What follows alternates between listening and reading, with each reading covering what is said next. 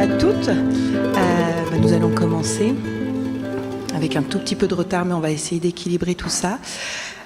Donc je suis particulièrement honorée de prononcer le discours d'ouverture de cette journée, mon premier discours en tant que présidente de l'association.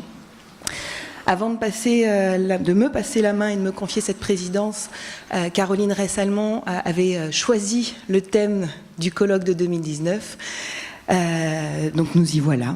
Je l'en remercie parce que je crois vraiment que cette thématique est très actuelle.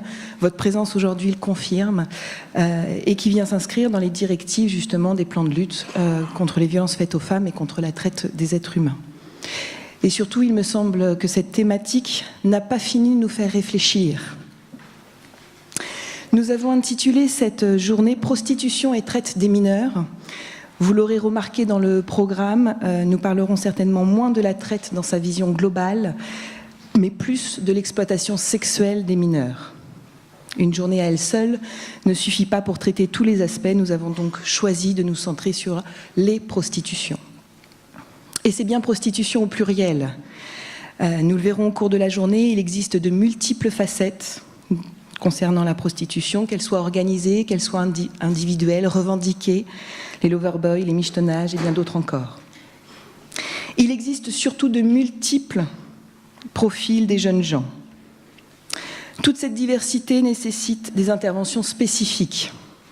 L'approche du mineur ne sera pas la même qu'il ait été victime d'exploitation sexuelle par un réseau organisé ou qu'il s'agisse d'une pratique revendiquée par le mineur comme volontaire. Même si nous constatons cette extrême diversité, les conséquences de la prostitution semblent toujours aller dans le même sens, avec des parcours où le psychotraumatisme prédomine. Il est intéressant de constater qu'en France, il y a eu un grand questionnement au début des années 2000, avec notamment une enquête épidémiologique sur Paris, et puis un abandon un peu de cette problématique. La littérature scientifique internationale est quasi inexistante, enfin bien maigre en tout cas, et en France, autant vous dire qu'il n'y a pas grand-chose. Depuis 2010, néanmoins, on constate une explosion des situations de prostitution et un traitement médiatique plus important, que ce soit par la couverture des procès ou des documentaires, et je pense notamment à Jeunesse à vendre. Alors, à titre d'information, pour voir l'évolution aussi, nos collègues de la Brigade de protection des mineurs ont été sollicités en 2013 pour une dizaine de situations, et on se retrouve en 2017 avec plus de 80 situations de prostitution sur mineurs. La principale difficulté que nous rencontrons, il me semble, est que ces situations nous dépassent, nous déconcertent, nous mobilisent fortement, nous professionnels, nous plongeant souvent dans un sentiment d'impuissance et d'incompréhension. Si je reprends mes exemples de tout à l'heure, le jeune prostitué par un réseau nous confronte à l'emprise, à la méfiance, avec tout le travail de déconstruction psychique, le psychotrauma. De l'autre côté, ces jeunes dits de bonne famille qui vous affirment gérer, vouloir ces pratiques, et je mets bien des guillemets à tout ça, et revendiquent un côté actif, déniant toute prostitution. Chez le professionnel, bien évidemment, ça peut entraîner beaucoup de clivages, une impossibilité à penser les choses, voire un déni. Tout simplement, comment faire concilier deux images qui s'opposent, celle de l'enfant à protéger, en difficulté, avec l'image de ces ados revendicateurs dans le tout de suite, ignorant toute prise de risque et refusant notre aide. Donc nous avons tenté d'élaborer un programme le plus complet possible. Bien évidemment, il y aura des frustrations quand même. Je remercie tous les intervenants chaleureusement qui ont accepté ce challenge de venir parler de toute cette complexité dans un temps très court. Alors de manière habituelle, nous souhaitons toujours avoir une représentation régionale des intervenants pour que justement on se rende bien compte que toutes les problématiques touchent toute la France. Surtout là, sur ce sujet-là, on voulait bien montrer que ce n'est pas qu'à Paris que ça se passe, mais aussi en province. Et nous souhaitons aussi généralement l'égalité, alors régionale oui, mais l'égalité des sexes, c'est-à-dire avoir autant d'intervenants hommes que femmes. On a eu tout faux cette année puisque nous n'avons que des femmes. Je n'interprète pas du tout cette donnée. En tout cas, merci à vous de nous faire partager vos réflexions, vos pratiques, vos expériences. Merci également à nos présidents de séance qui auront la lourde tâche de faire respecter les horaires. Il y a nos intervenants et il y a vous, les participants. C'est la première fois qu'il y a autant de professions différentes représentées à nos colloques.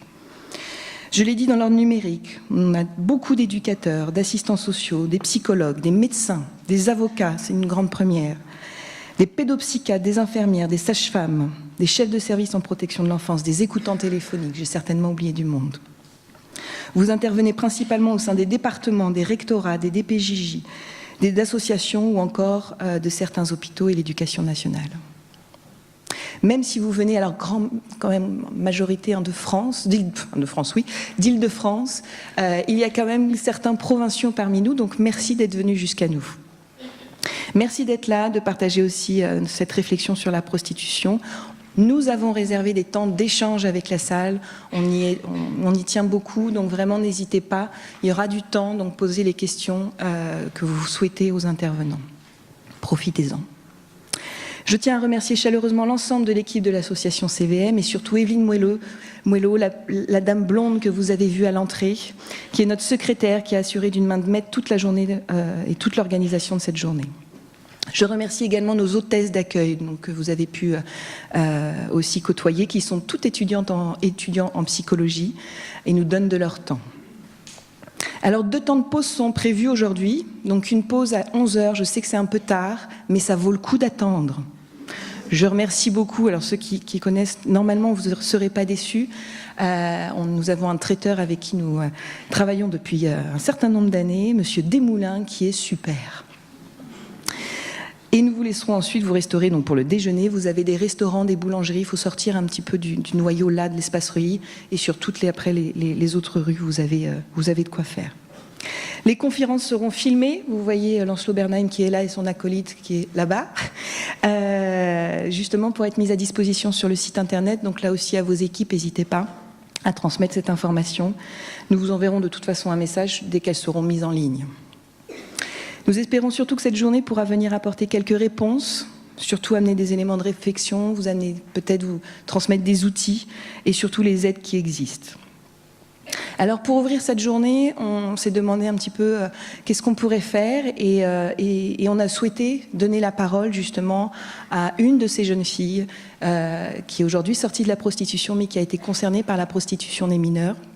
Et donc Lancelot, qui est à ma gauche, a rencontré Marie qui a accepté de pouvoir témoigner.